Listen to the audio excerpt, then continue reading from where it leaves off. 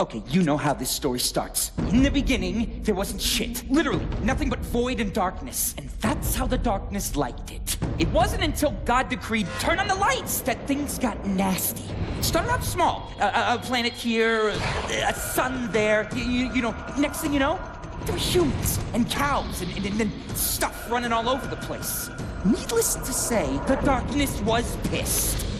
From then till now, the darkness tore its way through the world, inhabiting one human host after another, each thinking that they were its master. But you can't own the darkness. The darkness owns you. Welcome back to the channel, folks. About 2 years ago, I finally got around to covering The Darkness, that underrated 2007 shooter from Starbreeze Studios, where you play a mob hitman who inherits an eldritch demon on his 21st birthday, and spends the rest of the game tearing apart the New York mafia with a pair of demonic serpents growing out of his back. I had a pretty good time with it. It had a great lead in Jackie Estacado, unique powers that helped it stand out in a generation absolutely drowning at first-person shooters, and a story tight enough that it didn't overstay its welcome. I ended that video saying I was eager to check out the sequel and would hopefully get around to it soon. This took a lot longer than I wanted it to, but hey, better late than never. The Darkness 2 released back in February 2012, published by 2K Games, and developed this time not by Starbreeze, but by Digital Extremes. You probably know them today as the studio behind Warframe, and that studio change is probably the single most divisive thing about this game, even now. Starbreeze had this very specific atmosphere going in the first game, grimy, moody, that oppressive New York vibe where every subway station looked like it hadn't been mopped since the Carter administration. Digital Extremes came in with a completely different visual direction, going full cel-shaded to make the game look more like the comics. And at the end of the first video on The Darkness, is something I actually said I'd be into. And having now played it, yeah, I still stand by that. But we'll get into it. Now the reception on this one is interesting. Critically, it did about as well as the first game. Some reviewers even preferred it, but commercially it kinda face-planted. Fan opinion seems split on The Darkness 2. Some people think it's a genuine improvement, others think Digital Extremes stripped away everything that made the first one special, and turned it into a more generic shooter with a fresh coat of paint. And a lot of the discourse still boils down to that same argument about the art style. So what do I think? Is it a worthy follow-up to a game I already considered underrated? Or is this one of those sequels that lost the plot the moment the original studio walked away? Well, let's dive in and find out. And don't forget to like, comment, and subscribe if you're new. Me and Paulie never did agree about the way things were being done. Paulie took the business into selling drugs, working side by side with the cops. When I was growing up, the family had codes. We did business. We looked out for the people. I believe we ought to honor those codes. Now Paulie, he's just a parasite. Wants to bleed me dry. For those of you who didn't catch my first Darkness video, which is probably most of you since it didn't perform all that well, here's what you need to know. The Darkness is a comic series that debuted in 1996 from Top Cow Productions and Image Comics, created by Mark Silvestri, Garth Dennis, and David Wall. It follows Jackie Estacado, a hitman for the Franchetti crime family, who on his 21st birthday becomes the host of an ancient demonic entity known as the Darkness. The first game very loosely adapts their early comic arc, kicking off on that same 21st birthday with a hit job that goes sideways, because it turns out Jackie's own uncle, Don Paulie Franchetti, set him up to die. For petty reasons too. Jackie had been criticizing Paulie for working too closely with the cops, and Paulie decided the appropriate response was to blow up his own nephew. Great guy. Jackie survives thanks to the Darkness awakening. It sprouts 2 serpent heads out of his back and starts helping him tear apart everyone Paulie sends after him. The rest of the game is Jackie's war against his uncle, with some help from Butcher Joyce, his Aunt Sarah, and the older Franchetti mobsters who are sick of Paulie's shit. And at the emotional center of it all is Jackie's girlfriend Jenny, his childhood sweetheart from the orphanage they both grew up in, and pretty much the only thing keeping him human. So of course Paulie kidnaps her, and the Darkness, which technically has its own agenda, is very much not on Jackie's side. Sees Jenny as a weakness and makes Jackie watch Paulie put a bullet in her. Broken, Jackie tries to end it right there, refusing to be the Darkness's puppet. Instead of dying, he wakes up in a World War I mindscape inside the Darkness itself. Meets his great-great-grandfather Tony, who brought the entity into the family generations ago, and finds a way to seize control of it for himself. He wakes up, kills Paulie, gets his revenge, but it costs him. Because the way Jackie takes back control of the Darkness is by giving in to his rage. He lets it feed on him during an eclipse, and by the time he's standing over Polly's corpse in that lighthouse, the ghost of Jenny is essentially telling him he's damned. He got his vengeance, but the darkness has its hooks in him deeper than ever, and his soul is basically forfeit. Roll credits. So that's where we leave Jackie at the end of the first game. Alive, avenged, freshly crowned as the new dawn of the Franchetti family, and completely, totally screwed. The Darkness 2 picks up 2 years later. While adjusting to being the head of the family, Jackie's been doing his best to suppress the darkness with the help of a shady occult expert named Johnny Powell, and still very much haunted by Jenny's death. Then a mysterious cult called the Brotherhood shows up looking to rip the darkness out of him for their own purposes. And suddenly Jackie doesn't have the luxury of keeping his demon on a leash anymore. But I'll get to the story a little later.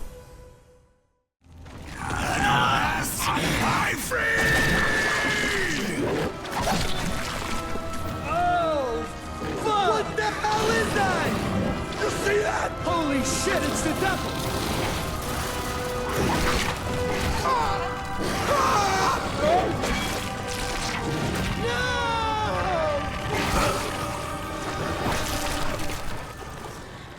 Now let's talk about what Jackie can actually do this time around.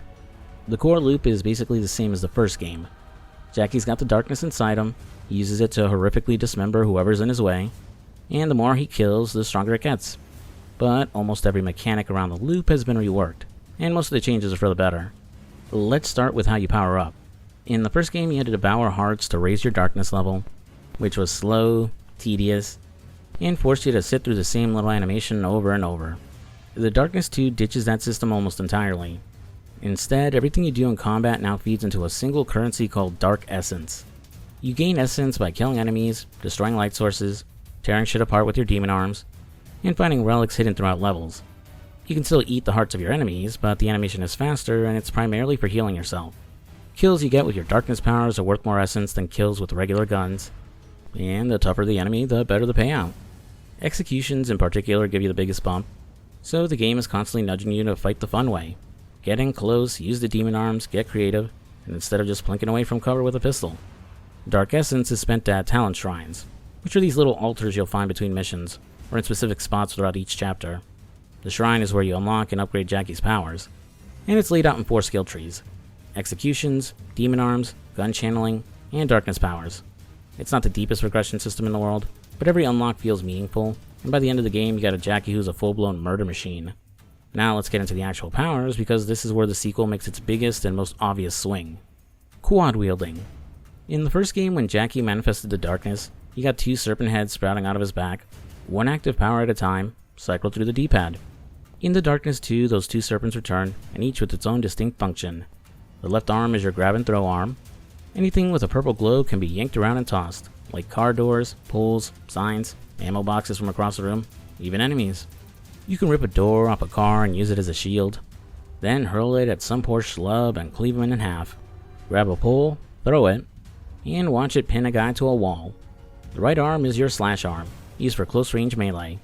It's fast, it does massive damage, and paired with your regular firearms in the other 2 hands, you end up with this insane 4-input combat system where you're shooting 2 guns while simultaneously grabbing one guy with your left demon arm and slashing another with your right. It's chaotic, maybe a little excessive, but it's the kind of over-the-top nonsense a game about a demon mob hitman should be. It's also the single change that most defines the Darkness 2's identity, and it makes replaying the first game feel a little rough now. Once you've quad wielding, going back to swapping powers one at a time on the D-pad just feels slow. Which brings us to executions. When you rough up a guy enough, their body starts glowing, you can see their heart and veins pulsing through their skin. That's your cue to grab them with your left demon arm and finish them off in one of 4 ways, each tied to a face button, each with a specific reward. 1 execution restores your health, 1 gives you ammo, 1 recharges your darkness meter, and 1 drops a temporary darkness shield. Which one you use in a given moment depends entirely on what you need at that second, and juggling those decisions mid-fight is a huge part of what makes combat in the game click. Also, it's pretty satisfying to watch the darkness tear a guy's head off or rip him in half. You start out with just a basic health restoring execution, and unlock the rest at the talent shrine. I kinda wish they'd just give you all 4 from the jump. The system doesn't really come alive until you got all of them available, but once it does, it's genuinely great. The rest of Jackie's power set comes from the talent shrine. Swarm is exactly what it sounds like. You send out a cloud of demonic insects that swarm a group of enemies, disorienting them and eating away at their health while you clean up. Gun channeling lets you pour darkness energy through your regular guns, giving them infinite ammo and way more punch for a short window, at the cost of vaporizing the bodies afterwards. So, again, no hearts. And then there's Black Hole, which is back from the first game but has been reworked in a way I'm honestly a little mixed on. In the first game, Black Hole was your ultimate ability. You could fire one off whenever you had the essence, and it was so overpowered it basically trivialized combat by the end. In the Darkness 2, it doesn't work like that anymore. Instead, once you buy the upgrade, a black hole will occasionally appear in place of a heart after you kill an enemy, but completely at random. When it does appear, it clears the room instantly and looks awesome, but you can't call one up on demand, which means sometimes you get one right after you have already cleared the area, or you desperately need a heart to heal and get a black hole you can't even use for it. I get why they changed it, the original was busted, but the random spawn thing swings a little too far in the other direction. A cooldown based version would have split the difference nicely. Finally, let's talk about your little buddy. Hello, monkey! It's been too long! Give us a hug! I'll pass, but thanks for the help. What's that smell? You tell me! I came from your noggin. Or did you forget that already? Come on then, let's move! In the Darkness 2, the 4 different Darkling types from the first game have been consolidated down to just one guy, Nobby. He's a Darkling, he's your assistant, he's unkillable. If a light burns him up, he just pops back in somewhere nearby, and he'll harass and distract enemies while you clean up. He also occasionally points out where to go if you get lost. And during a couple specific chapters, you actually get to control him directly for some short semi-stealth sequences. I'll get into those more once they come up. To be honest, I wasn't a big fan of the Darkling mechanic in the first game. The 4 different types were pretty underutilized, and the Berserker was the only one that felt truly useful. So consolidating them into one reliable, immortal helper is genuinely an improvement, even if he doesn't have a range of abilities like they did. While kind of vulgar, he'll fart and piss on dead enemies, Nobby's a solid little dude, and more important to the plot than I was expecting. Alongside all the demonic dismembering, Jackie's still got access to a pretty standard arsenal of firearms. Pistols, SMGs, shotguns, assault rifles, all the usual suspects. Mostly picked off the mobsters and Brotherhood goons you kill. Smaller weapons could be dual-wielded, which pairs perfectly with the whole quad-wielding thing. Bigger guns like shotguns and assault rifles are single-wield only, but they hit harder and let you aim down sights for more precise shots. You can upgrade any of them at the talent shrine for more damage, bigger clips, faster reloads, that kind of thing. While the gunplay isn't anything crazy, it's noticeably better than the first game. There's more punch behind the weapons, the feedback feels less spongy, and Digital Extremes clearly put in some work here. There was this priest that used to come around the orphanage, Father Alonso. Yeah, I know what you're thinking, that it ain't that kind of story. Anyway, must have been about 1,000 years old or something, real fire and brimstone type of guy. Used to tell us kids that hell wasn't some bullshit story they made up to keep us in line. It was fucking real. A fucked up place, where all the deadbeats, hookers, dealers, and junkies all ended up. And if we weren't careful, that's exactly where we were gonna go. Fuck. If only it were that easy. Alright, let's talk about who's actually trying to kill you this time around. In the first game, Jackie's antagonists were his Uncle Paulie and the various mobsters, corrupt cops, and drug dealers working under him. Very grounded and human. The Darkness 2 keeps that vibe going for the early stretch of the game, but once the story gets going, a new faction shows up and things change fast. Enter the Brotherhood. The Brotherhood is a secret society that's been around for thousands of years, and originally worked to protect the world from the darkness. Growing corrupt in the modern day, they want the power of the darkness for themselves, in order to rule the world, I guess. They've managed to track down darkness artifacts that contain some pieces of its power, which means these guys are on a whole nother level compared to the mobsters of the first game.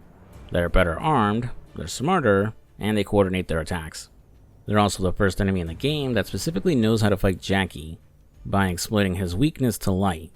In most encounters with the Brotherhood, they'll have spotlights set up around them, weakening the darkness, nullifying its powers, and making Jackie squishier until you get rid of the light source. They also carry flash cannons and occasionally chuck flash grenades too. It's a genuinely clever design choice. It turns your darkness powers from an always-on advantage into something you constantly have to fight to keep active. It also means enemy encounters force you to stay mobile and retreat into the shadows to heal. The Brotherhood's roster covers most of the shooter enemy archetypes you'd expect. Soldiers are your baseline grunts, the step up from regular goons but nothing special, wearing creepy black helmets made of actual darkness armor that covers their eyes. Clubbers ditch guns for big two-handers and charge you at close range, but they're just fodder for your demon arm. Whippers are the annoying one. They spin a whip over their heads that yank weapons out of your hands mid-fight, so prioritize them before you get disarmed at the worst possible moment. And runners teleport around the arena in puffs of purple smoke, phasing through walls to reposition or escape, which makes them the most frustrating to actually pin down. The two that meaningfully change how to play, though, are Spotlights and Knights. Spotlights are the ones you absolutely need to kill first, every time. They're barely armored and don't hit hard on their own, but the mini spotlight mounted on their shoulders shuts down your darkness the second they enter the fight.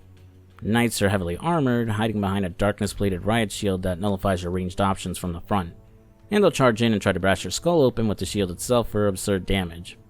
By themselves, they aren't too bad, as you can slash at their shield and then yank it away from them if you're unable to circle them. It's only in a group where they're a hassle. Put all those bastards together in one encounter, and the game absolutely does once you get deeper in, and combat goes from fun demonic power fantasy to genuinely tense arena scrap where you have to constantly prioritize threats. Figuring out the right kill order on the fly is where the combat really sings, which is a big part of why, despite the story being a step down from the first game, and we'll get to that, I still think that Darkness 2 might be the better game to actually play. Alright, now for one of the bigger changes between the two games, and probably my biggest gripe with the sequel, level design. The Darkness 1 wasn't exactly an open world game, but it had this loose, semi-open structure that gave it a lot of its personality.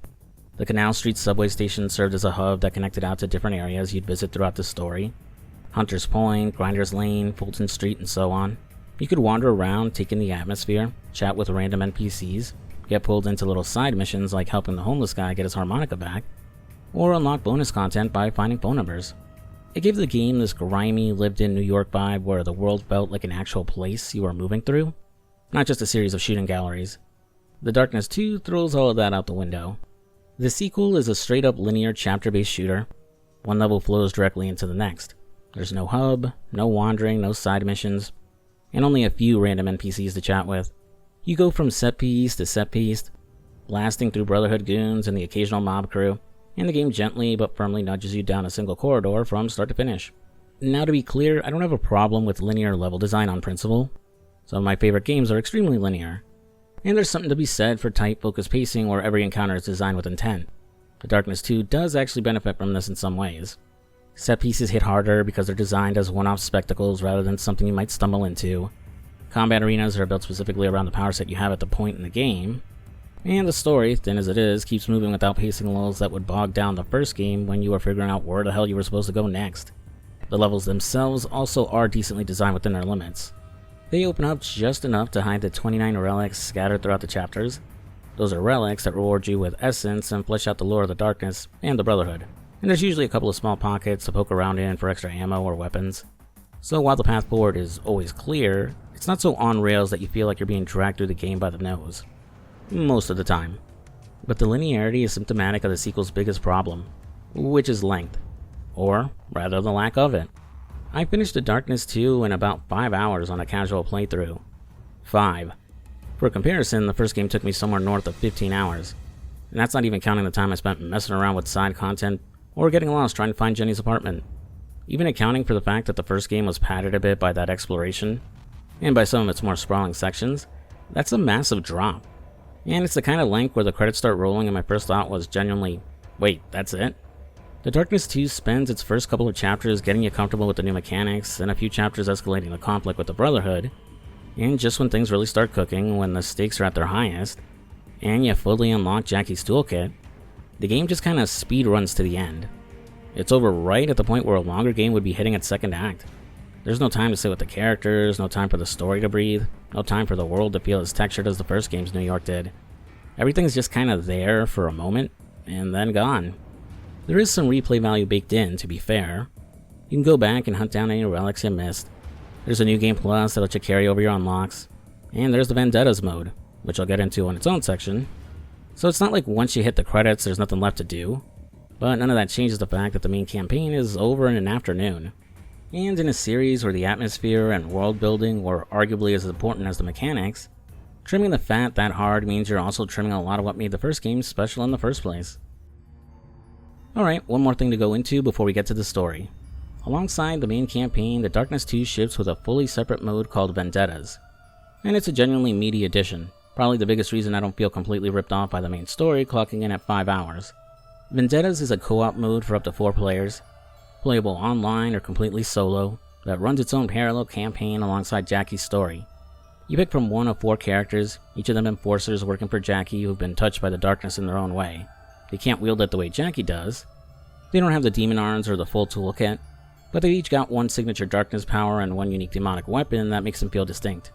There's Inugami, a Yakuza swordsman who wields a katana called the Kusanagi, and can spawn the Swarm ability. JP Dummin, a Haitian occultist packing a big glowing club called the Midnight Stick, who gets the Black Hole power. Jimmy Wilson, a Scottish enforcer with a dark axe who can summon darklings, so if you're missing them from the main campaign, this is where they show up. And Shoshana, an Israeli commando with a demon-forged weapon called the Arm of the Night, and access to gun channeling. Each character's got their own upgrade tree, smaller than Jackie's, but still deep enough that you'll notice real progression as you play. Essence carries over between the Vendettas campaign and the hit list mode, which is basically a mission select where you can replay specific missions you liked, farm essence, or go hunting for relics you missed. There are 8 missions in the Vendettas campaign total, all of them running parallel to the story, so you're seeing events from a different angle, learning what Jackie's crew was doing while he was off fighting the Brotherhood himself. It's fun stuff. The characters have real personality, the 4-player co-op is a blast when you can get a group together, and the campaign gives you a legitimate second helping of darkness combat with enough variation to justify it. I didn't sink a ton of time into it, just a couple of missions with each character solo, but I liked what I played. It's the kind of thing where you can tell the devs actually cared, and weren't just checking out "we need a multiplayer" box on the pitch document. Vendettas adds a solid few extra hours of content and helps offset the main campaign's brevity. It's not going to change your overall take on the game one way or the other, but it's a genuinely nice bonus and worth at least a look if you enjoyed the core combat loop. My father said to me, Jackie, you can't outrun your fate, but you sure as hell gotta try. I didn't really know what he meant back then. See, there was something inside me. Something terrible, waiting to get out. And when it did, it made me watch the only thing I ever cared about. Get her brains blown out right in front of me. Then it gave me the power to make things right. The kind of stuff you only see in your worst nightmares. The killing only made it stronger, harder to control. Eventually, I found a way to bury it. Starting the story, you'll notice Jackie's had a bit of a makeover between games. In the first game, he had this longer, shaggier look, dressed more like Nathan Explosion from Metalocalypse, which suited that version of Jackie, but always felt at odds with the whole contract killer for an Italian crime family thing. In The Darkness 2, he's cleaned up. Shorter hair, sharper suits, and overall a much closer match to how Jackie looks in the comics. I like it. It fits where he is in life now. A mob boss. He's got a new voice actor too. Kirk Acevedo, who did an excellent job giving Jackie that classic New York mobster voice in the first game, has been replaced by Brian Bloom. You probably know Bloom as Kane from Kane and Lynch, BJ Blazkowicz in the Wolfenstein reboots, and roughly 100 other gruff dudes across gaming. He gives Jackie a deeper, rougher tone this time around, a voice that sounds like it's been through hell, which, considering where we left Jackie at the end of the first game, is exactly right. Honestly, I couldn't pick a favorite between the two performances. Both actors nail the character in their own way, but the switch does mesh well with the redesign. It's a Jackie who's aged, hardened, and lost a lot in the 2 years between games. The Darkness 2 kicks off with Jackie out for a nice quiet dinner at a fancy restaurant, sitting down with a pair of extremely attractive twin sisters. Unfortunately, before he can negotiate a threesome, a track smashes into him. Jackie's badly injured, his leg is broken, and a hit squad pours in with the very clear intention of finishing him off. Jackie's number 2, Vinny, drags him through the restaurant while the rest of his crew hold off the rival mobsters. Then, cornered in the kitchen, things get worse for Jackie when he gets caught in a gas explosion. Barely alive, he spots a mysterious guy who looks like Quasimodo, who makes mention of his father, Carlo. And that's the moment the darkness starts pushing. Jackie can either die there, killed by some nameless schlub, or let it out. Finally giving in, the demon arms return, Jackie's leg is healed on the spot, and and he tears the nearest hitman apart. The darkness is back. Jackie reunites with Vinny in the alley behind the restaurant, who somehow survived being caught in an explosion. Alright. Jackie goes on ahead and fights mobsters throughout the streets until he's caught in yet another explosion. Luckily, the Darkling bails him out before he gets killed. Continuing further, we'll enter the subway, which is a nice little callback for anyone who played the first game, as this is the same Canal Street station that served as the hub last time around. Fighting through the subway, Jackie will narrowly avoid getting hit by a train that crashes and causes a massive explosion, only for his dumbass to get hit by another train when he sees a vision of Jenny, which is when the game pulls its first big twist. Jackie doesn't wake up in hell, or that weird World War I mindscape from the first game. He's in an asylum. Bright lights, padded walls, sterile hallways. Johnny Powell is here too. He's that guy from the beginning of the video, except he's another patient muttering about the darkness. Jackie sees Fat Tony. I don't get it. Everyone loves rats, but they don't want to drink the rat's milk? No, not that one. It's one of his goons, wandering around talking nonsense. Then, just as suddenly, he's back in the real world, standing in an alleyway in the aftermath after murdering some poor bastard, and with the real Fat Tony coming in to check on him. Whatever that was, it's over. For now. This is our introduction to what becomes one of the Darkness 2's most defining and most divisive narrative devices.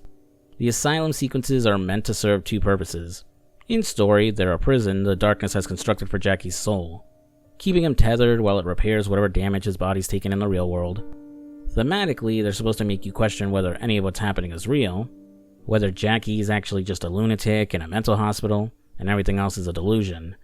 The problem is that the game doesn't really earn that ambiguity, because both Jackie and the audience clock what the asylum is almost immediately. Nobody genuinely believes for a second that we're watching some elaborate is-it-all-in-his-head Fight Club twist unfold. It's an illusion. We know it's an illusion. Jackie knows it's an illusion. And that means every time the game pulls us into the asylum for another go-around, it feels less like a chilling loss of reality, and more like a diversion the game keeps returning to because it needs to pad out the runtime. The comparison to the first game's Otherworld sections doesn't do the Darkness 2 any favors here. Remember the World War I mindscape in the original? That place added things to the story.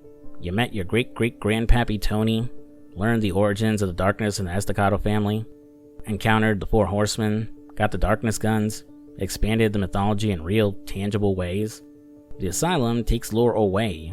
It's an illusion designed to resolve back to nothing, which is exactly what happens every time we visit it.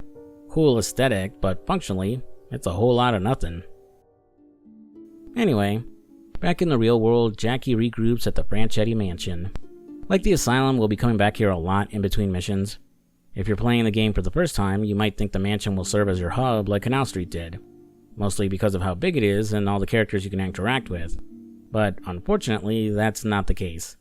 Outside of one chapter, for most of the game, the mansion serves as an intermission level to catch your breath before returning to the action. While inferior to Canal Street, I don't hate the mansion, as it is nice to just take a breather and see how the crew is holding up. You catch up with Aunt Sarah, still holding down the family after Polly. You light a candle for Jenny and Jackie's private shrine tour. You hit up Vinny, Jimmy the Grape, and the rest of the guys. I wish there was more to them, or you could do side quests for them like the first game, but it's nice to see Jackie has people in his life who respect and care about him. Speaking to Jimmy the Grape, he's got a lead on the hit, which was carried out by a rival mobster named Swifty, on the orders of a mysterious third party. Well, let's go pay that asshole a visit and see if we can't get him to open up about his new pals. And Sarah always said I was a smart kid. She tried to tell me, Jackie, either you control your fears or they'll control you. And I tried to control them, believe me. I tried. But every night, there I was, hiding under the sheets, trying to convince myself that whatever was out there wasn't real. Thank God I outgrew that shit, huh?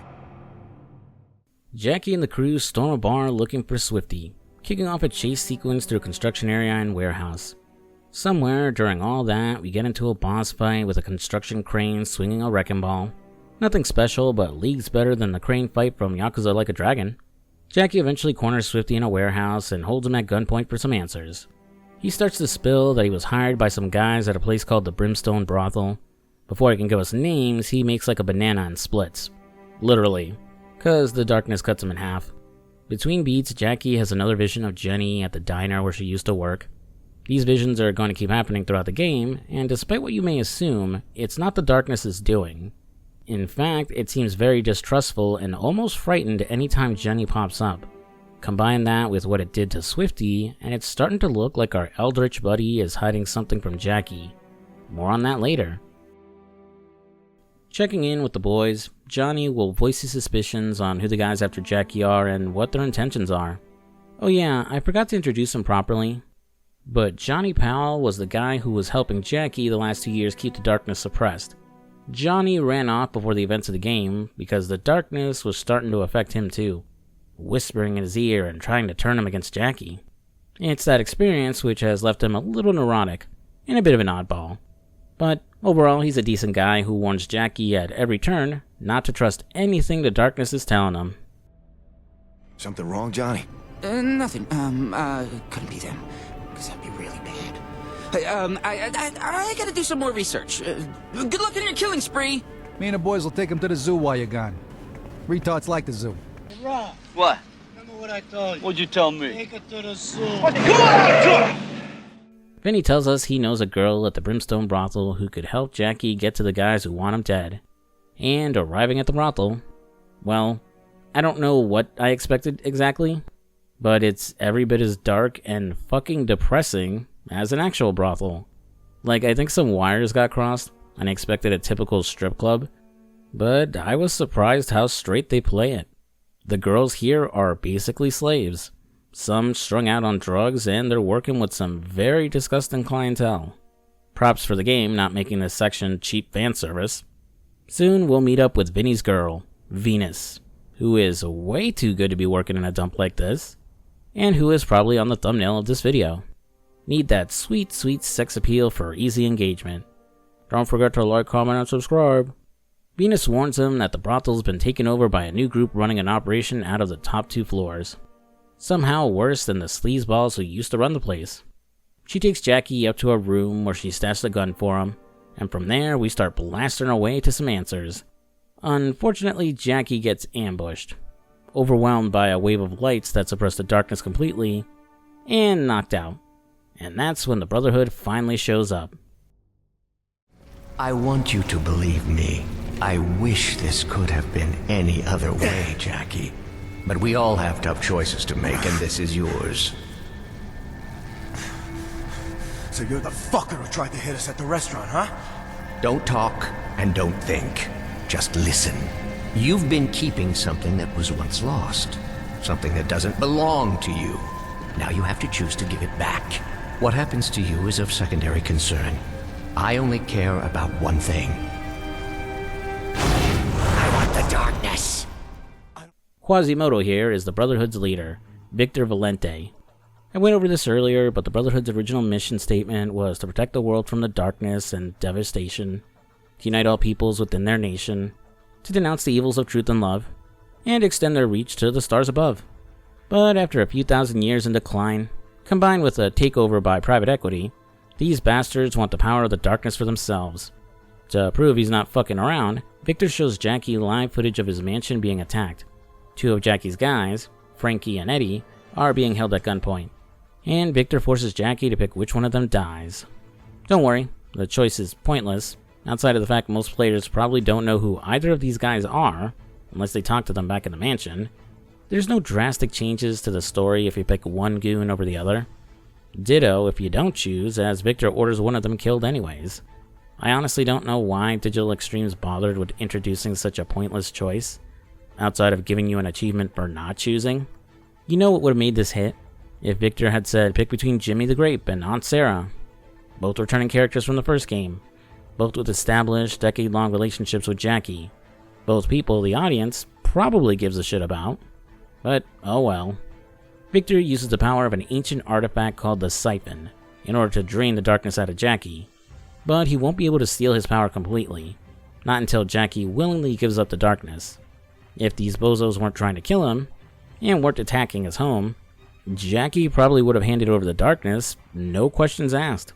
Since negotiations are out of the question, Quasimodo has his goon Bragg work Jackie over good.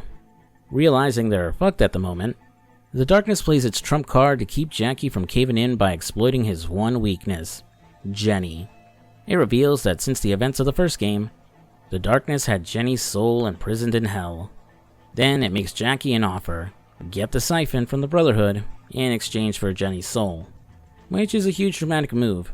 Jackie has spent 2 years mourning her, and now he's told her soul is still in play. If he plays ball, she stays safe. If he doesn't, she suffers. At first, I thought this was a trick, that the Darkness was lying about Jenny's soul, but factoring in those visions we saw of her before, Jenny has been trying to reach Jackie, so that two-headed bastard isn't bluffing. But we'll go over that later. Forced to do the ancient eldritch abomination's bidding, Jackie summons the will to uncrucify himself, blast his way out of the brothel, and head back to the mansion to back up the crew against the Brotherhood. We'll first have to fight our way through the parking garage before we can reach Jackie's mansion. Taking the elevator upstairs, we'll get locked and loaded, then join the others before storming the place. Time is of the essence, as Aunt Sarah is trapped in Jackie's panic room in his bedroom. Though it's not a timed mission or anything, so take your time and catch your breath before moving on to put down the next wave of Brotherhood stooges. Unfortunately, once Jackie reaches his room, he walks right into a trap, catching a shotgun blast to the chest courtesy of Bragg, high-ranking member of the Brotherhood. That bastard isn't done though, as before he finishes Jackie off, he makes him watch as he guts and kills Aunt Sarah. It's pretty fucked, honestly, as he doesn't even give the old lady the courtesy of a quick death, just repeatedly stabbing her over and over again. Once again, Jackie's forced to watch someone he cares about get killed. And once Bragg is done with Aunt Sarah, he finishes off Jackie. When he comes to, he's back in the asylum. And this time the game leans all the way into the bit. Everyone in Jackie's life is now a patient or a staff member. Jamie the Grape is his doctor, Jenny is a nurse. It's honestly one of the better sight gags in the game, but the broader problem still stands. We've been to this well before. We know it's an illusion, and every minute we spend here is padding. Jackie makes a break for it, and with the help of his friends, along with the Darkling disguised as a janitor, he gets out and returns to the real world. When I was 18, running numbers for my cocksucking Uncle Paulie, I used to kill time at Rocco's. Real shithole of a bar. But the waitress, biggest tits you ever seen. I'm pissed drunk this one time, and I hear someone call my name. Next thing I know, 5 goons are stomping my head in. Fucking assholes put me in the hospital for a week. 2 people sat with me the whole time. Jenny and my Aunt Sarah. My last day there, when I'm finally healed up, Aunt Sarah leans in, slips me a piece of paper. It's got the names and addresses of the assholes who put me in there. One look and I got the lesson. I wasn't gonna make the same mistake those fuckers did. The following chapter takes us to Aunt Sarah's funeral, and I'm immediately hit with deja vu, as even with the different art style, this cemetery is a dead ringer for the one in Max Payne 3. Which makes sense, as I'm pretty sure both are based on the real-life Greenwood Cemetery in Brooklyn. This chapter starts pretty somber. It's a quiet, respectful moment, the game's only real sit-down grieving scene, and it lasts about 90 seconds before an explosion knocks Aunt Sarah's coffin over, and her body tumbles out onto the ground. The Brotherhood is attacking the funeral. Leading the assault is that asshole Bragg. He's been juiced up with darkness powers siphoned from Jackie. Now he can chuck darkness energy attacks and teleport around the area. The chapter turns into a chase through the cemetery, fighting off waves of Brotherhood goons, and getting into brief scraps with Bragg, eventually leading into a proper boss battle with him. There's nothing special to him. Really, the difficulty of the fight is just finding him and pumping him full of lead before he disappears again. When you finally corner him, Jackie ends things by cracking open his chest and ripping his heart out with his bare hands, which is metal as fuck. Before he dies, Bragg tells him Victor is waiting for him at an abandoned amusement park called Hellgate Field. Not wanting to risk losing anyone else, Jackie tells the crew to hang back. He's putting an end to this entire mess on his own. Hellgate Field is the longest single level in the game, and it's crawling with the Brotherhood's more advanced units, so the difficulty takes a noticeable bump too, especially since lights are set up just around every corner. The level is also spliced with visions of Jenny at younger and younger ages, playing carnival games with the younger Jackie. Given what we now suspect about her soul, these hit differently than the diner vision from earlier. During a romantic, spooky haunted house ride with Vision Jenny, Victor jumps out of the shadows and shoves Jackie into an Iron Maiden. Ouch. Victor slams it shut and gloats he'll hold Jackie just long enough for the Brotherhood to drain the rest of the darkness from his body once and for all. Cue another asylum sequence. A more extended sequence this time that we can only break out of with the help of the Darkling. It's not really explained why Nabi has any vested interest in helping Jackie. I wouldn't call the two friends, seeing as he's barely fleshed out as a character, and didn't exist in the first game. But the little British demon is risking his neck saving Jackie. Unlike the real world, where he'll respawn if he dies in the asylum, he dies for real. Which kinda implies he might be some kind of aspect of Jackie's mind, but it's not really touched on. More importantly, the Darkling reveals that the darkness isn't just keeping Jackie in the asylum to keep itself from dying for good, when Jackie's soul is sent to hell. It's also doing it to keep Jackie and Jenny apart, as something will happen when the two lovers are reunited. It probably wasn't the smartest thing for the bastard to reveal he had Jenny hostage in the first place, but I guess it was desperate. Also, you're probably wondering why it doesn't just jump at the chance of ditching Jackie for the Brotherhood. Well, the siphon was created as a cage for the darkness, so the Brotherhood get all the benefits of using its powers while keeping it under their control. In that case, you'd think Jackie would want the siphon for himself, but that presents its own problems, as that's exactly what the darkness wants. If it takes control of the siphon, it'll become more powerful than ever, completely taking control of Jackie, and ushering in the destruction of all existence. Or something. Needless to say, the stakes are pretty high. When Jackie reawakens in the real world, he's still trapped in that Iron Maiden in agonizing pain. And it's gonna get worse as Victor promises to burn him alive too. Quasimodo is close to completely draining him of the darkness. Since Jackie's trapped as a human pincushion, we'll take control of the Darkling during a stealth section, sneaking around the Brotherhood's base, taking out its guards until we can free Jackie. By the time the Darkling saves him though, Jackie's barely alive, and the darkness has been completely sucked out of him. Limping through the tunnels, Jackie realizes that the Brotherhood has set up shop under his childhood home. When he finds his dad's old study, Carlo Estacado was the previous host of the darkness, and he was doing a lot of research into finding a way to get rid of it. While he didn't leave any notes that would be useful to Jackie, dear old Pappy did leave him behind his prized hunting rifle, which we're going to need, as Jackie's been completely stripped of his powers. While brief, this section in the tunnels is considerably tough since you can't slice through enemies like butter, and Jackie is much squishier too, only taking a few shots to put him down. It's a smart design choice for a moment that's supposed to feel desperate. Along the way, Jackie will fight Mr. Peevish, one of Victor's goons, who's now juiced up with darkness powers. But he's a simpler fight than Bragg. He just runs around while spawning an endless amount of Darklings to fight for him, who aren't much of a threat and go down with a couple shots. Whenever you catch up to him, just unload into him and continue the chase till he's dead. Afterwards, Jackie absorbs a portion of the darkness back into himself, and gets his demon arms back. Entering Jackie's old place will confront Victor, and the game finally answers the question we've been sitting with the whole runtime. Why now? Why has the Brotherhood been watching Jackie for 20 years, and only moved on him now? Well, that's because of Jackie's dear old dad. Carlo Estacado spent his entire life trying to break the family curse.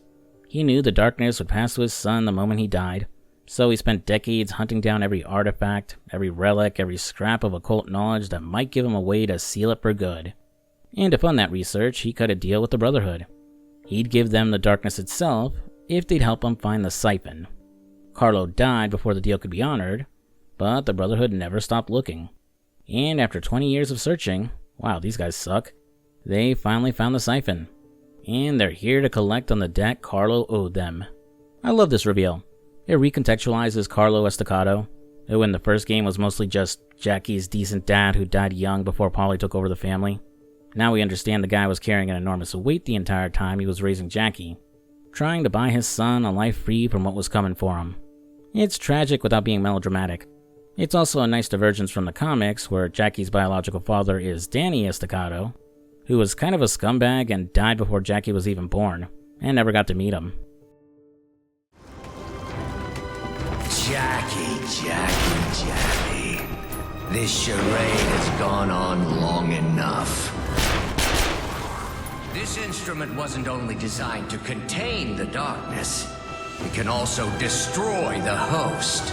Truly destroy the host. Yeah, that's why I'm gonna rip you apart and take it. And what then? what would you do with it? You're not thinking about giving it to the darkness, are you? Do you have any idea what would happen? You know, I could tell you, but it'd be easier just to show you. After fighting off what's left of the Brotherhood, we'll confront Victor in the attic for a boss fight. Using the siphon to buff himself, he's a step up over Bragg and Peevish. He'll teleport around, summon Darklings and his goons, fire energy balls, a spray of energy projectiles, and some sword beams you can counter with your demon arm. Victor's boss fight is nothing special despite all that. Mostly a matter of tracking his movement and closing the distance. But by this point you've got the full toolkit to shred him with. Jackie kills Victor, takes the siphon, and in a bid to take himself out along with the darkness, impales himself with the siphon. Unfortunately, his plan fails and Jackie wakes up in the asylum. Again. But this time it's different. The darkness intends to keep our boy in here permanently. Luckily, Navi has got his back and helps him escape by reaching the asylum's roof. But it costs the ultimate sacrifice, as the Darkling gets exposed to sunlight and starts to burn away. His last words to Jackie are basically, "Don't fuck this up, monkey." And then he's gone. Jenny is on the rooftop telling Jackie to stay with her. He can be happy here forever with the woman he loves. All he has to do is not jump. It's the game's final choice, and second choice technically. Stay with Jenny, or jump. Just like the Frankie Eddy choice, it's technically meaningless. Everyone knows this isn't the real Jenny. Stay with her and you get the bad ending where Jackie remains trapped in the asylum forever. Realistically, you're only choosing this just to see what happens. So, instead, we jump. And Jackie dies for real this time, waking up in hell. Jenny's here too, but before he can save her, the darkness immediately whisks her away and starts throwing demons and darklings at Jackie to stop him from reaching her. Fortunately, Jackie still has access to his darkness abilities, and can pick up some nifty demon guns to fight back. Literally fighting through hell, Jackie reaches Jenny and breaks the bindings holding her, freeing her soul. Reunited at last, the pair share a kiss, ending the game on a happy and romantic note. Roll credits. I love you, Jackie Estacado. No matter what happens, I always will. I'm so sorry. Sorry? Jenny, I'm the one who should be...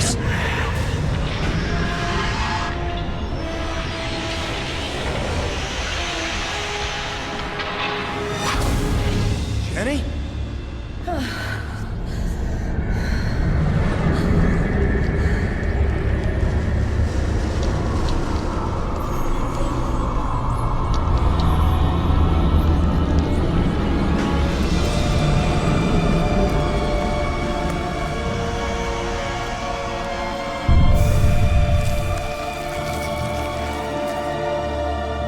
We are the Angelus. The world has gone too long without my light.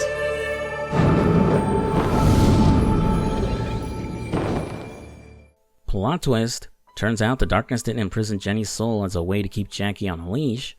It's because she was the reincarnation of the Angelus, the yin to the darkness's yang, a primal force of light that's been at war with the darkness since the beginning of creation. While close to nothing is explained about her in-game, she's been mentioned several times in the story, as the Angelus was the one who created the siphon. Free from her prison, she leaves Jackie and the darkness trapped in hell, while she returns to Earth to do... something. Roll credits. For real this time. I love this ending. All those Jenny visions throughout the game, the diner, the carnival, the moments where she seemed to be reaching from somewhere, they weren't the darkness manipulating Jackie. It wasn't his grief hallucinating her. They were the Angelus, trapped in hell, reaching out to the one person who could break her chains. And this is also where the darkness's warnings suddenly make sense. Every time it told Jackie not to trust the visions of Jenny, it wasn't gaslighting him about his dead girlfriend. It was warning him about the divine being that would trap it in hell the second it got out. The darkness was telling the truth. It just couldn't say the whole truth without giving away the game. The only thing that hurts the ending is that we never got a third game to actually follow up on it. Jenny, or the Angelus wearing Jenny's face, walking free onto Earth to pursue her own agenda while Jackie's trapped in hell with the demon that ruined his life. That's a phenomenal setup for a sequel that never came. Digital Extremes moved on to Warframe, 2K moved on to other things, and Jackie Estacado's story just stops here. Which is a shame. because after 2 games of grief and revenge and demons, this was the point where this story was finally going to get interesting, especially in comparison to its source material. And that was The Darkness 2. So what did I think? Honestly, I liked it. I liked it a lot. And having now played both games back to back, I think The Darkness 2 is the better game. The cel-shaded visual overhaul was the right call. It gives the sequel its own identity in a way that a straight graphical upgrade never could have. It leans into the comic book source material way harder than the first game did. And honestly, almost 15 years later, it still looks great. That's the beauty of a stylized art direction over a photorealistic one. So the sequel is aged better than the original. The gameplay is where the sequel really pulls ahead though. Quad wielding was a genuine leap forward. Actually integrating your darkness powers with your gunplay instead of having them exist as 2 separate systems you flip between. Executions gave every fight a tactical layer the first game just didn't have. And trimming the fat on the Darkling system by consolidating everything into Nabi was the right call. Even if I do miss the variety of the original 4, and Nabi doesn't really do all that much. The result is a combat system that feels less like shooter with cool demon abilities bolted on, and more like a genuinely unified murder toolkit, where every input matters. The Brotherhood also just work as villains way better than they had any right to.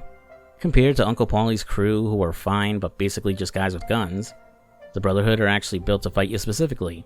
They know your weaknesses to light, they exploit it, they force you to fight around your own toolkit instead of just steamrolling through mobsters.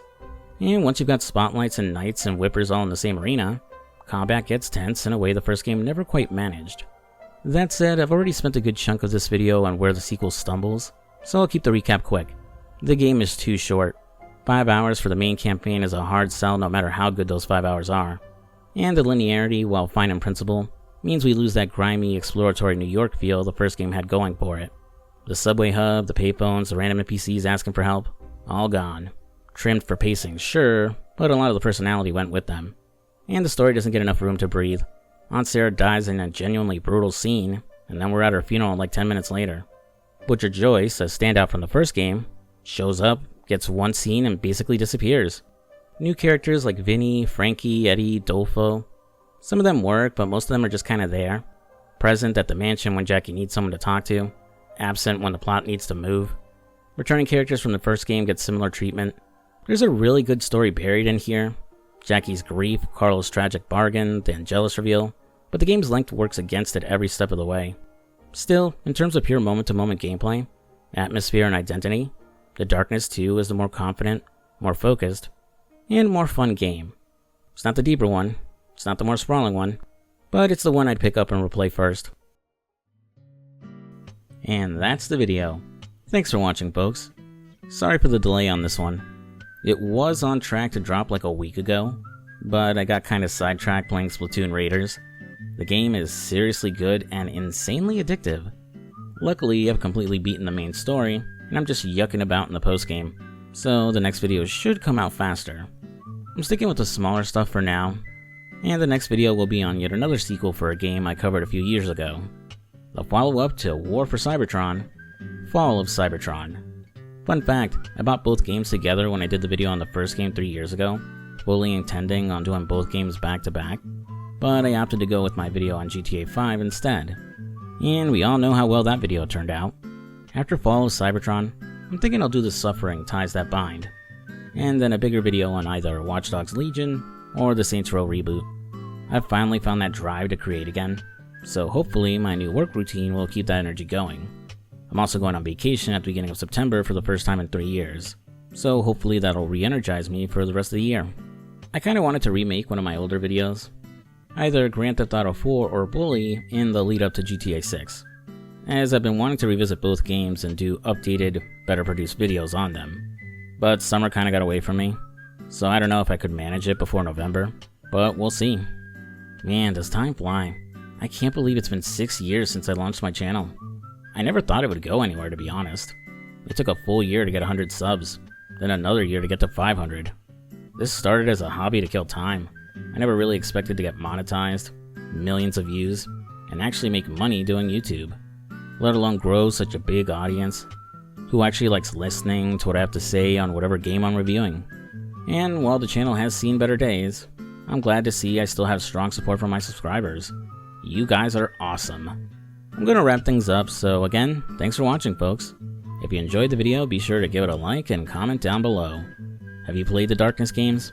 Which game do you consider better? Think we'll ever get a proper third game and ending for the series? Post your thoughts. And if you're new to the channel, I'd love your support and if you subscribed. We're just 5K away from 100,000 subscribers, and that shiny silver plaque. Sub growth this year has been pretty stagnant, so I'm not expecting it to hit 100K anytime soon. But who knows? Maybe it'll happen before the end of next year. I'm FuzzySlippers, and I'll see you later. Peace.